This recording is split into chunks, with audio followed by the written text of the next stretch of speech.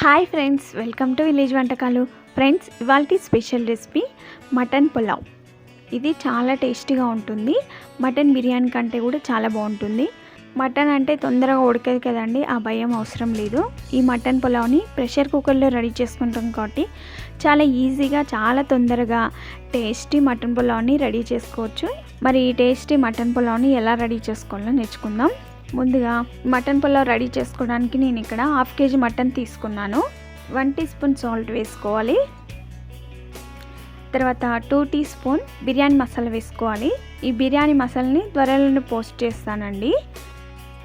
2 teaspoon ధనియా powder, 1/2 teaspoon garam masala powder, 2 teaspoon అల్లం వెల్లుల్లి పేస్టు.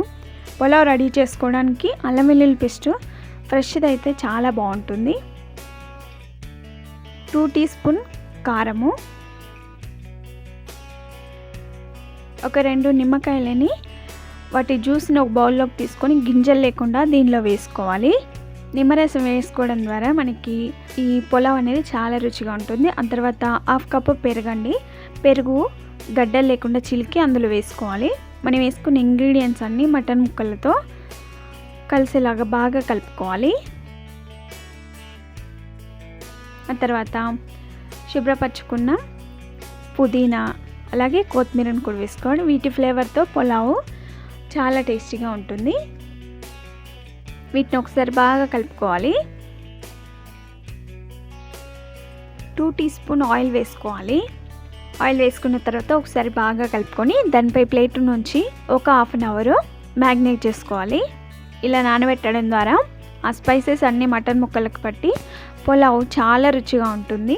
స్టవ్ పై ఒక ప్రెషర్ కుక్కర్ నుంచి అందులో 2 టీ స్పూన్ నెయ్యి వేసుకోవాలి. నెయ్యి కరిగిన తర్వాత 2 టీ స్పూన్ ఆయిల్ వేసుకొని ఆయిల్ బాగా వేడిన తర్వాత కొంచెం సాజీరా అలాగే మసాలా దినుసులను వేసుకోవాలి. దాల్చిన చెక్క, లవంగాలు, యాలకులు, బిర్యానీ పువ్వు అలాగే బిర్యానీ ఆకు వేసుకొని సన్నగా తరిగిన ఉల్లిపాయ, పచ్చిమిర్చి ముక్కలు వేసుకొని బాగా కలుపుకోవాలి. మన స్పైసెస్ ఆల్రెడీ బిర్యానీ మసాలా ముక్కలు కలిపేటప్పుడు వేసుకున్నాం కాబట్టి కొంచెం స్పైసీనెస్ అనేది తక్కువగా వేసుకోవాలి. బాగా కలుపుకొని ఉల్లిపాయ ముక్కలు మంచి కలర్ మారేంత వరకు ఫ్రై చేసుకోవాలి. ఉల్లిపాయ ముక్కలు ఫ్రై అయిన తర్వాత అందులో 1/2 టీ స్పూన్ అల్లం వెల్లుల్లి పేస్ట్, 1/2 టీ స్పూన్ పసుపు వేసుకొని ఒకసారి బాగా కలుపుకోవాలి.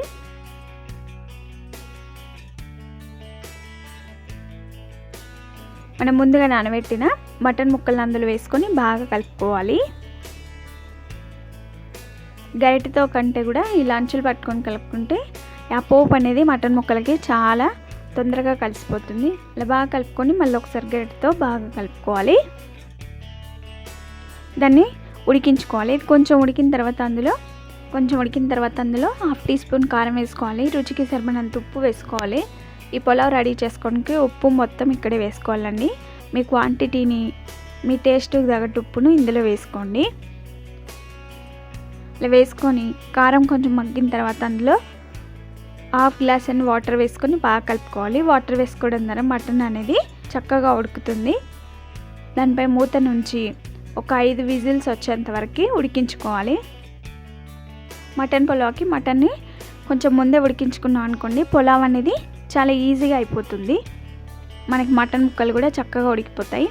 5 విజిల్స్ వచ్చిన తర్వాత విజిల్ పోయేంత వరకు విజిల్ మొత్తం తీసుకున్న తర్వాత మూతని మెల్లగా తీసుకోవాలి. చూడండి, మటన్ అనేది చక్కగా ఉడికిపోయింది. ఈ పులావ్ రెడీ చేసుకోవడానికి 1/2 అవర్ ముందే బాస్మతి బియ్యాన్ని నానబెట్టుకోవాలి. నేను ఇక్కడ 2.5 కప్పు బాస్మతి బియ్యాన్ని నానబెట్టానండి. అది నానిన తర్వాత 3 కప్స్గా ఎదిగాయి. అంతటా స్ప్రెడ్ చేసుకున్న తర్వాత అందులో 2 కప్స్ వాటర్ వేసుకోవాలి. మనం ఆల్రెడీ మటన్ ఉడికించుకోవడానికి వాటర్ వేసుకున్నాం కాబట్టి 2 కప్స్ అయితే కరెక్ట్గా సరిపోతుంది. మనకి పులావ్ అనేది పొల్లులుగా వస్తుంది.